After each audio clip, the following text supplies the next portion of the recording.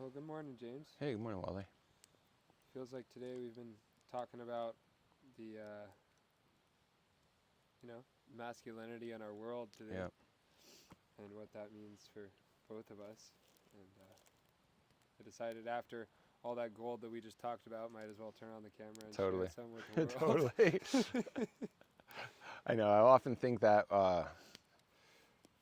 the conversations we have around the fire are where the gems are, And sometimes when you put the camera on, it's hard to recreate that. But we'll do our best today. Mm-hmm. What we were talking about earlier about you as a young man, what you are seeing in your peer groups, Mm-hmm. right? And what they're being fed to live into, and how that resonates with you. What it either elicits that sense of like, oh, I'd like to change that in myself, or I love that about us. The idea of being a young man is you're full of passion, right? Mm-hmm. This time in your life is when your ideals, your morals are being formulated, your stance on things often is very cut and dry, black and white, that which is great. This is the idea of the time of life you're in. And at the same point as life happens and we mature into it, then we start realizing that maybe it isn't so cut and dry. Maybe it's not so black and white. And oftentimes I had to pull myself back from these ideas of what I thought was absolutes, Mm-hmm. and realize there's a lot more gray than black and white. And it really is up to the individual to interpret that for themselves through their life experience. Hmm. And unfortunately, with, we started to allude to it earlier, yet the idea that we're coddling our children and there's no real moments for them to have to step into another level of their existence. If you look at our modern way of raising young people, school, right? A driver's license, maybe a graduation, a driver's license, and the ability to drink alcohol are like the predominant, steps into adulthood that we witness. And the ability to serve in the military. Absolutely. Well, yes. Where in more connected tribal situations of old, those, and maybe into the present as well, those were aspects that were raised with our young men, not necessarily just forced on them at a certain moment. They witnessed these things, and there was a lot more concrete steps that actually invigorated that idea of that fire, that youthful fire, to be honed to the betterment of the whole community, right? And so the idea of like a young man getting his first kill, right? You were able to procure that deer this year, last fall, and that was great. But in times of old, you would have been old for that, Yep. right? That would have happened in your early teens, right? Yep. Late, Yep. 9 to 10, Mm-hmm. right? And so the beauty is that you're recreating these things in your own family, and maybe if you're blessed to have sons, that you'll be bringing them up that way. And I know there's a lot of people around the world that are doing that and raising their kids in a way that has a direct relationship with life and their food source. But what we're seeing in a societal wide reality is these kids aren't being raised to have, their high score on their video game is what's they're stoked about, right? That's an accomplishment. Mm-hmm. And my own personal perspective is that's cool. You're learning some hand-eye coordination and some dexterity, but you're not really serving the community with the things you're learning and growing into. What ways do you wish that the young folks were serving the community? You use that word, serving the community, and that's definitely something. I remember I went to this wood lot that's out in Ashland, Oregon, and it's like for single mothers and for Mm-hmm. people in need. And I walked up there, and there's two geezers running saws, Mm-hmm. and this guy's splitting wood, and it looks like it's real painful. Mm-hmm. And all these it's all gray hair. Yep. Procuring the wood for single mothers Mm-hmm. and people in Mm-hmm. need. And a lot of those people who are coming there in need, because I also got to see the people coming and going, Mm-hmm. are young. Yeah. And there's so many young individuals in Yeah. that Ashland community, but like there's no duty to Well, step up there. Well, that's my prayer for you. In the way of I see that a lot with our modern political sphere. Is there's no real competent, charismatic, integral people to lead our country. Mm-hmm. Okay, and I think what it takes is an individual to gel that. And ideally, I would like to see that more as a collective rather than one person having to be out there beating on his friends' doors and putting down your Xbox or whatever it is to come out and do this. I think there's a level of coddling our kids that happened in this generation. When I was raised, it was a adult-centered reality. Children should be seen and not heard. Right? We would go to familial gatherings. Kids would have to be sent away while the parents talked. Okay? Nowadays, I believe it's totally flip-flopped. You know, I think in our zeal for a balance, we didn't find a balance. We flip-flopped, and now it's a child-centered reality. And I think that gives it a false sense of status within a community for our kids. Even though I believe there are future generations, I feel like we have to teach them, and they have to learn through the journey of where their rightful place is. Now, I was raised to believe that my rightful place was to be helpful. I was to use my youthful vigor, my strength, and my nonstop go to serve my family. And that was the way my mother raised us. And I don't think we're really seeing that nowadays. We have kids who would watch their mom stack wood while they're playing video game and complain about being cold. And I know people like that. Or want to get paid. Absolutely. We're like, great, you want to get paid, but like also it's like they raised you. I was raised to say that in a family there are certain things that the family needs to do to make life happen. And that is not, there's no payment for that. Where would you draw your line there on this homestead reality?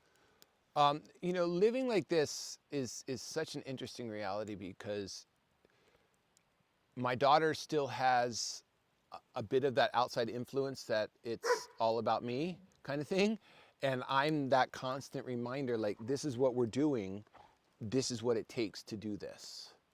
And in that, we butt heads a lot with that, where I'm just like, this is not that she's asking for money. It's more that she feels like it's too much responsibility for her, because I don't give money for projects around the house. I will say, if you're really looking to create finances for something, I'll go create some jobs for you to do.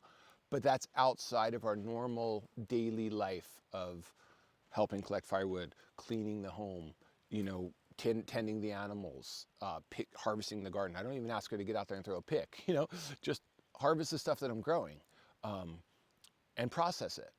There's certain things that actually just take life that we're living. Yet I will say that we have lost, in my family, I might have stated this in the past to you, but, through all the alternative thinking that I've felt like I've done in my life, alternative to this present, societal reality, going back to a more traditional ancestral reality, I still bought this idea that my wife and I could come out here and do it on our own out here in the woods at the end of the road. The level of responsibility it takes to carry this is really huge, and historically was never done by one man and one woman. And so I think to really make the shifts societally, we have to recognize our place within the community, because we're not living in familial camps anymore. Mm-hmm. Our communities have expanded to our own individual realities, but at the same point, the responsibilities throughout historical humanity hasn't dwindled, right? Old people need to be taken care of. The necessities of life, food, shelter, water, fire, heat haven't changed, right? The the perception that we're living in this alternative universe compared to how historically humans have lived is not real. It's just changed. It's just morphed. And so ideally, circumventing to your question, I think to elicit that idea within young people that this is the time of your life to use your youthfulness, your strength, your vitality, your desire to hang out and be in collective, posses with your friends for good. Right? Now we see that with some of the religious organizations where they have their youth camps, they go out and they help, or they might do a mission someplace or something of that line. So there are certain communities that are still instilling that, but as a society, we're not necessarily seeing that being pushed. The kids are so busy going to sports. The farce of homework, I think, is one of the things that's really deleterious to our youth. The kids are in school 8 hours a day, and then they have 2 or 3 hours of homework at home. It doesn't really give them a lot of time to see outside of their immediate sphere and where they can put that energy. So I think there's, to really get the change, it's just a societal shift. Yet, right now, I think we could just keep encouraging, hey, I say this all the time, and I'm that kind of adult where I'm just like, this is your job. I mean, just case in point, yesterday, I was at with a friend yesterday.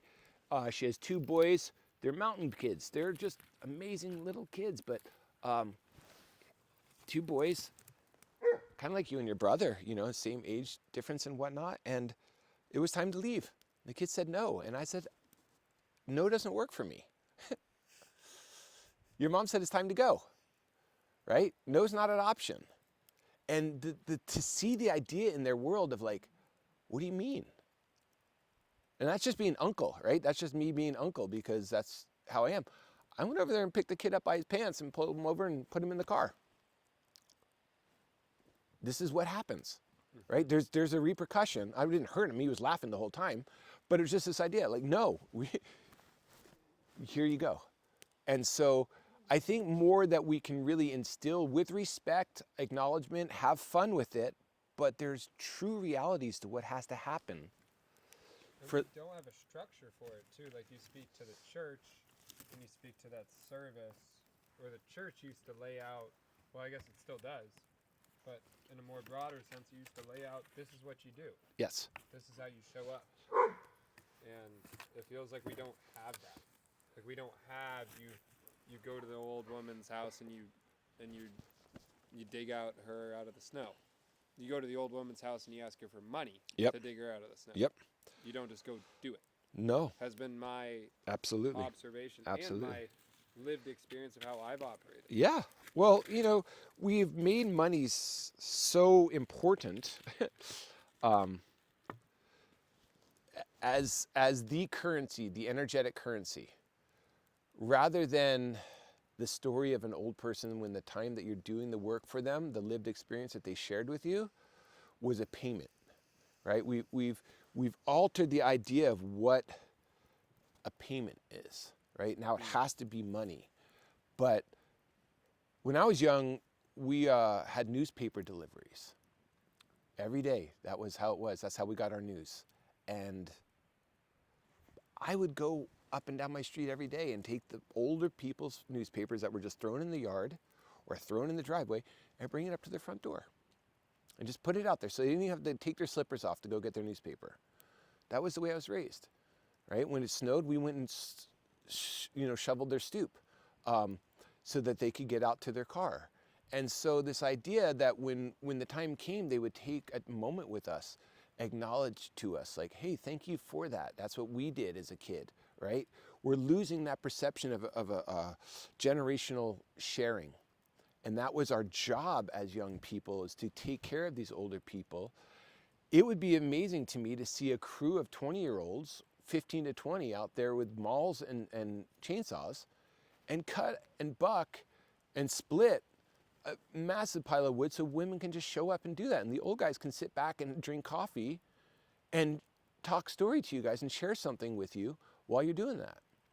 Years ago, I was part of a nonprofit that went around North America and helped indigenous communities all around North America. And we started out with just hygiene and warmth, right? We just wanted to make sure people were living clean through the winter, right? And it morphed into a whole lot of different ideas. But I can remember one day I was in my 40s, and the other guys we were in our 40s and early 50s, and some of the guys were in their 60s. We would go around and just drive around the reservations and just clean up people's places or split wood for them and bring wood up to them. And what we got in return wasn't money, but it was smiles. It was a sense from older people that were saying, this is what you're supposed to be doing, and I feel so fulfilled knowing that this is going on again, right? And I remember this one woman in particular on this reservation up in Washington, where she saw that, was blown away, went right into the kitchen, because this is what Native people did, and cooked food for us, right? Cool, you guys just expended a lot of energy. I'm going to feed you. And in that, we're sharing stories. We're hearing her story. She's sharing her love for us with the food that she created for us. And it wasn't like an extravagant meal, but it was food for us. Welcomed us into her home. And that's where I felt that was my payment, was to feel welcomed by this woman into her home, right? And have a kind word shared to me that all of a sudden wasn't 30 bucks for that, ma'am, And again, we were older guys at that point doing that. Not old guys, but we weren't kids. Yep. How did your parents raise you to be that way? There was no option. So it was directly telling you. There was no option. And I was raised in a generation that was not afraid to smack their kids, right? And so the level of demanded respect. Now, again, I was raised by my mother, who was a very strong, capable woman, and yet she didn't take guff. She was respectful to people, but demanded it in return. And she instilled in us right from the early age that it was just how it is. This is what needs to happen around the home. The lawn needs to be mowed, the carpets need to be vacuumed, the dishes need to be done.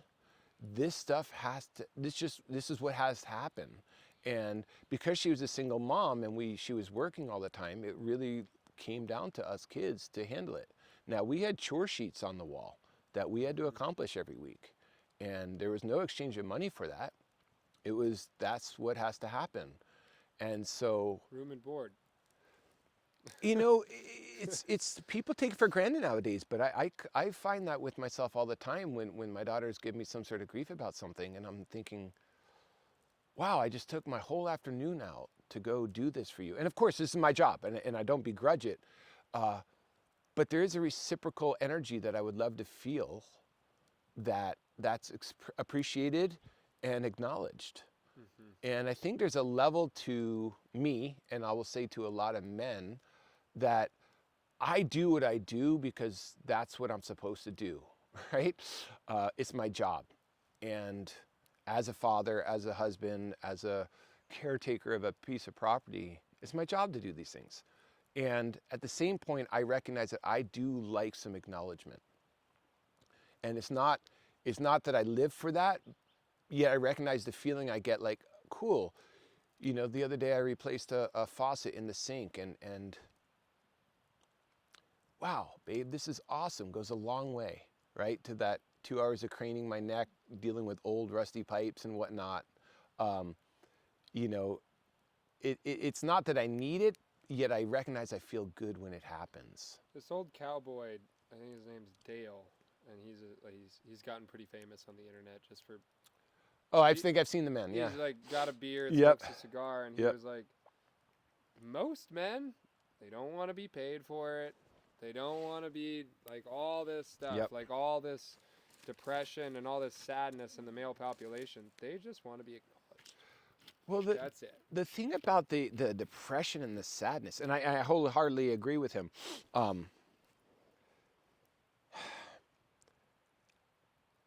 think the depression comes from not having the jobs to do.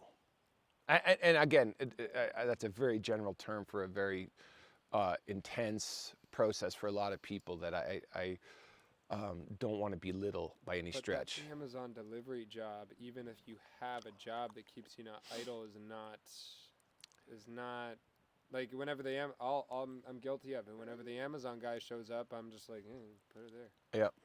Some days I'm like, hey, how's it going? But See, I'm not. I engage all the time. Yeah. I try to find some humanity with everybody and realize that he's just doing his hustle.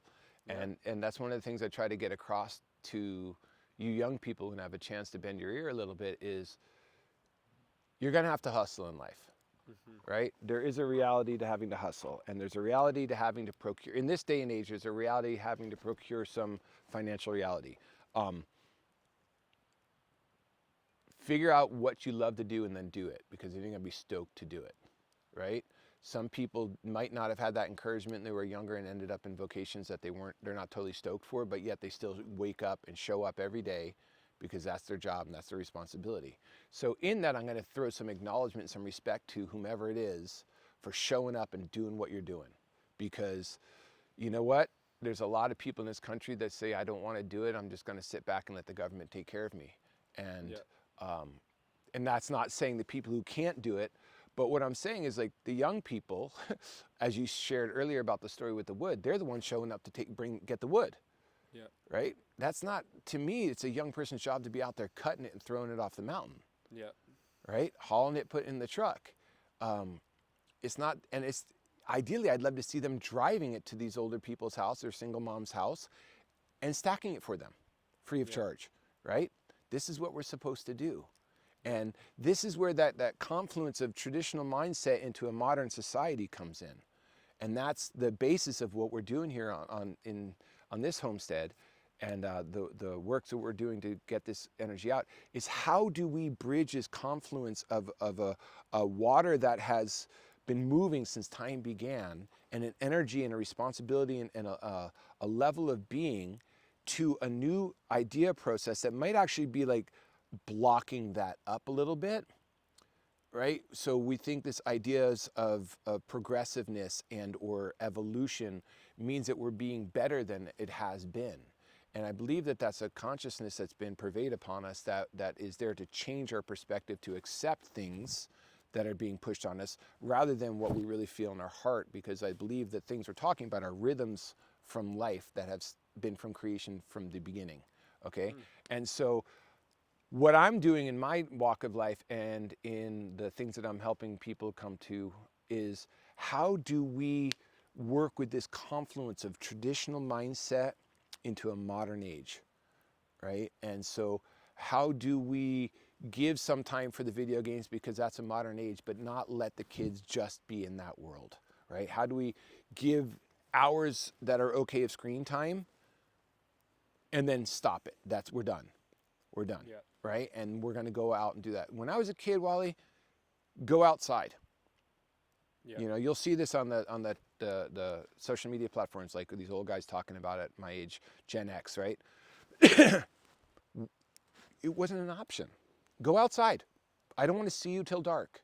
Yeah. That's how we were raised, right? So that was a way of doing it, and it gave me a lot of time out to explore. Yet how we can bring ideas and experiences in so that when we send them outside, here, we're going to go with you and we're going to show you what's expected and show you how to do it so that you not only get exercise, you get time to relate and connect with one another, but you also gain valuable experience about what it is to get something done. How do you do that?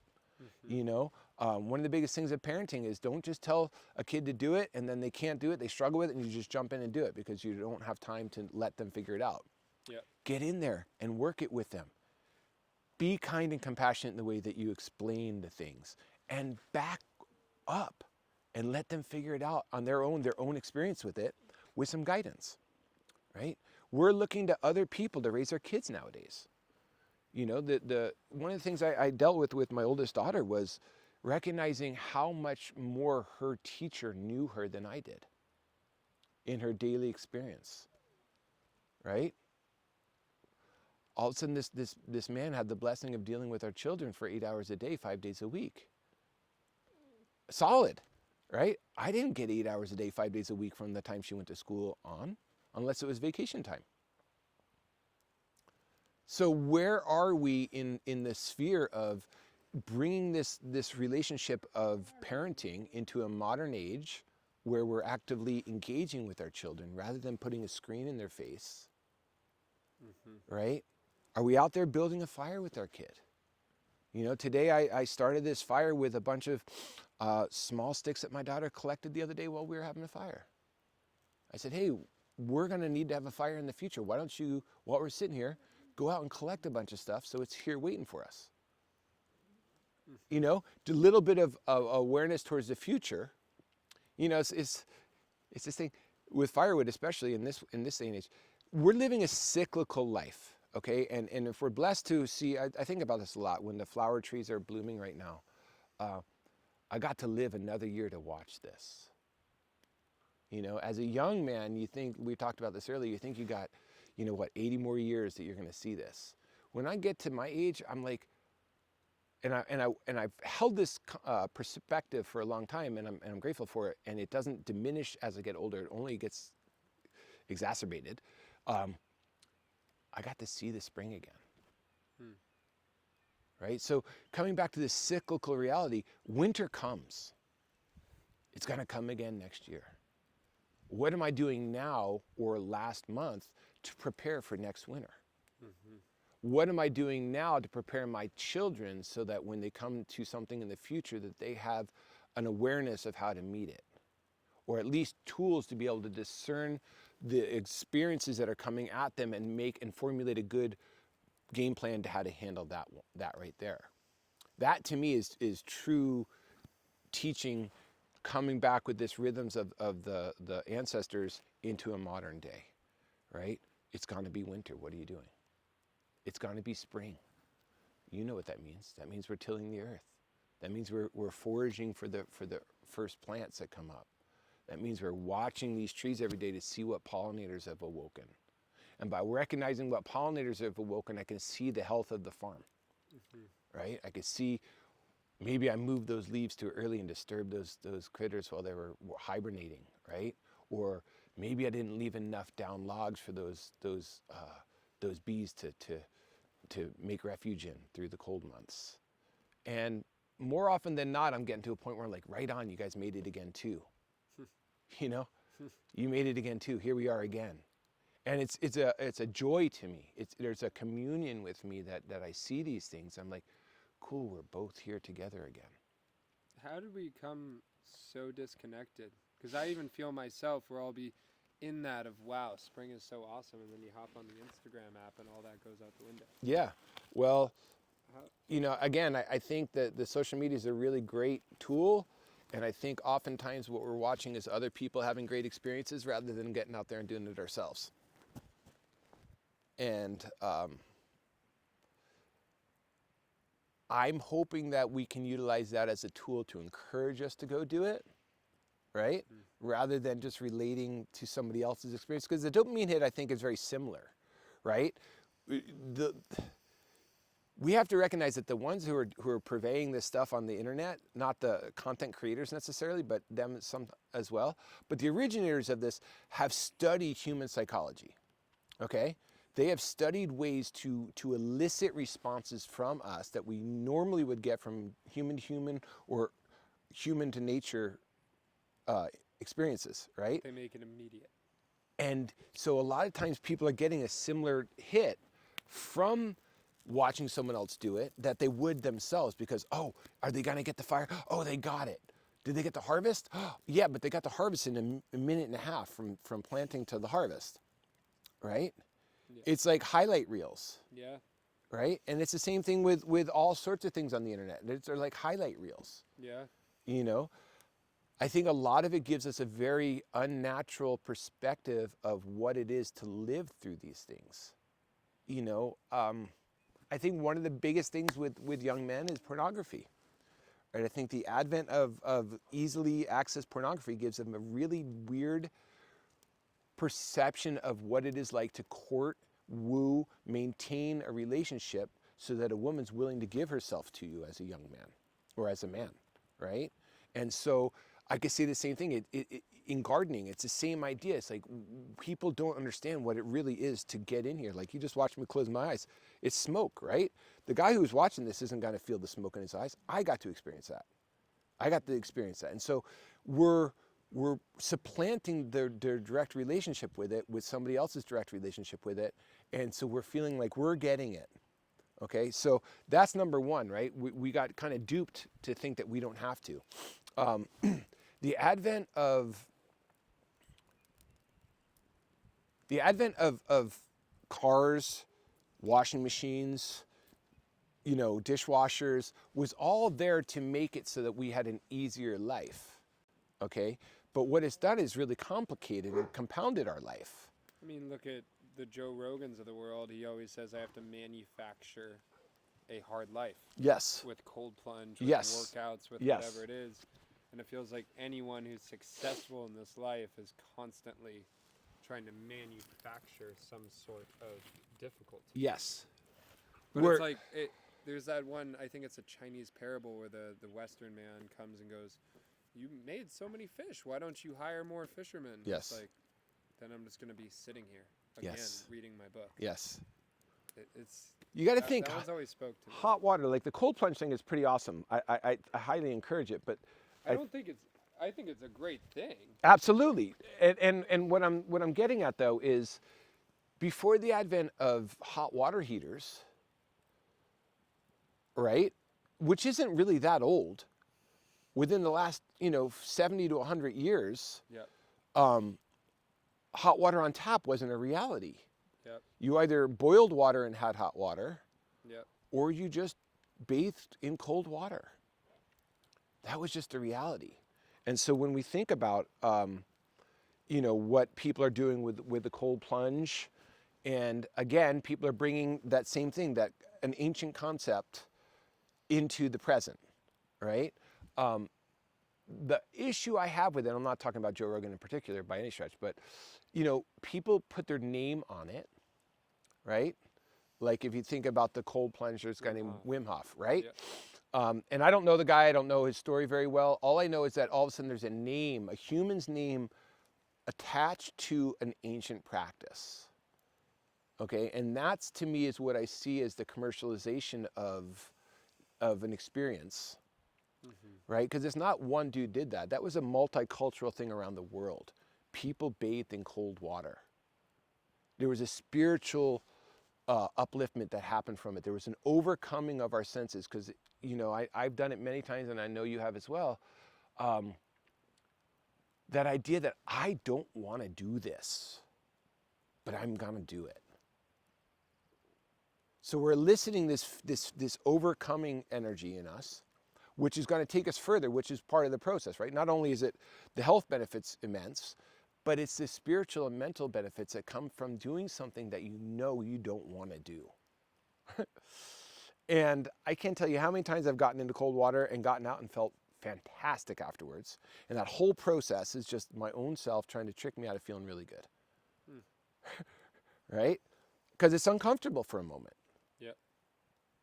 Yet the benefits, even immediately, I can't tell you how many times I get out, I'm like, that's not even cold. I'm not even cold. Right? So this idea of how we are preparing our youth, right?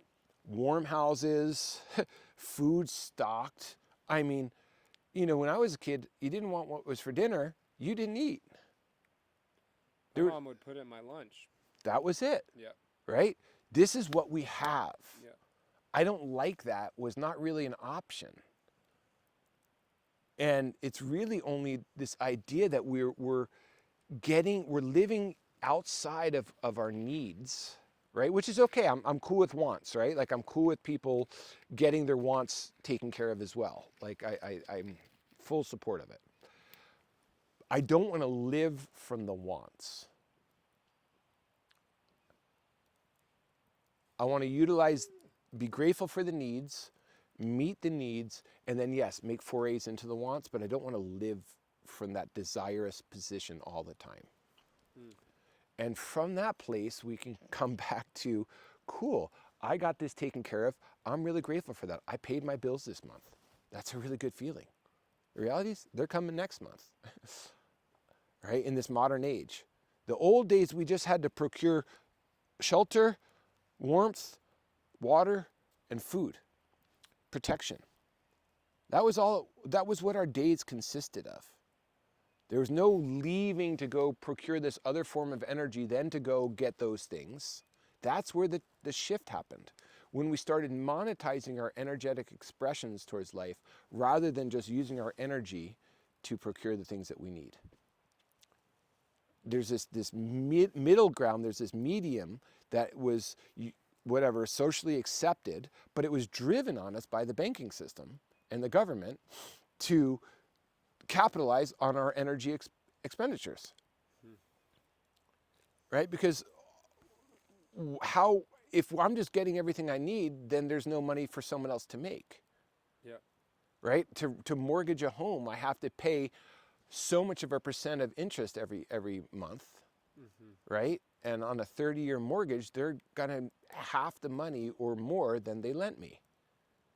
It's a pretty good deal just for me to have a home. Right? Where in the old days, I just had to make a home. Yeah. Right? And that's where the shift happened. So I think what happened is people started realizing that they can make money off others and make a better life for themselves without doing the work. Yep. And it's greed is what it is, because we're living outside of our needs and our means. And my uncle used to call it one of the 4 seeds of destruction. And it's when we let greed come into our sphere that it changes the way we perceive everything we come into contact with, right? And then in that place, it shifts the way we are thinking of our interactions with others, right? And it comes down to that same concept of, am I getting money for shoveling the old lady's driveway? Rather than knowing it's the right thing to do, Yep. our energy has to have some sort of monetary compensation for it to feel good and to feel justified and worthy for it. And ultimately, I think that's one of the places where we as a species shifted, right? When we started overhunting an area, right? When we weren't in tune with the balance of what was going on around us. When we wantonly destroyed our environment for money. And we see that on a global scale, right? And I don't begrudge the people who are doing it because they're living in a world that the people are actually doing the work, because oftentimes they're not the ones making the real money on it. They're just trying to exist. Case in point, I was talking to a friend the other day who was just spent some time in Thailand, and in the midst of these huge palm oil plantations. And it was these people, 5 families who caretook this whole palm plantations. And so they were traditionally from that area, but their lifestyle had changed so much that they needed to have this money to exist. So they were willing to be in support of their whole area being deforested and monocropped with this palm oil plantations so that they could exist. I don't begrudge those people for working there. They're just trying to take care of their families. It's the global demand of palm oil, right, for a bunch of crap, honestly, that is driving the deforestation of our planet. So how do we regain the balance, right? Well, it's got to start with our young people. Yep. But we have to really concentrate and say, like, I'm willing to utilize my energy to support young people to come back into balance with our rightful place on earth. And that's got to be for me. And I'm hoping that this can elicit that within you, that when you encounter your peer group, how are you that harbinger of support or inspiration for them to want to do something really cool? You know, find that rhythm again. And how do we start in our family lineages recreating these traditions of true humanity that got lost within the last couple of 100 years in this Western culture, and reinvigorate them into our family lineage so our children just get raised with it again. And by the time we have our great grandkids down the line, then it's just a normal part of their existence again. That's the way I believe we're really going to make change on this earth. We're not going to get it just by holding a sign up on the street. I'm not dissing that either, but we really have to change the way we raise our children, which makes me have to have more self-awareness about the way I express myself, the way I integrate with life, and the way I talk to our kids and others, so that I can actually, hopefully, will have the blessing of seeing another generation of my family lineage pick these things up. You know, people say to me, "Wow, you're out there just raising your kids out here in the woods. Don't you think that they need to be more involved in society?" And it's a balance one has to, you know, because I don't think that just stripping my kids from societal experiences at all is beneficial. You seen that movie Captain America? Captain Fantastic? Captain Fantastic. Yes, I have. Yeah. Yeah, it's just like that. But that's what I appreciate about you, where you, similar in that movie where he's like, you want to go to college, go to college. Totally. Like there isn't this. I encourage it. Yeah, there isn't this is the right way and this is the only way. I encourage it. I'm only living this way because I had the blessings of the other experiences. Right? And it comes back to the idea of the hustle, right? And I'm not just saying college, but get educated.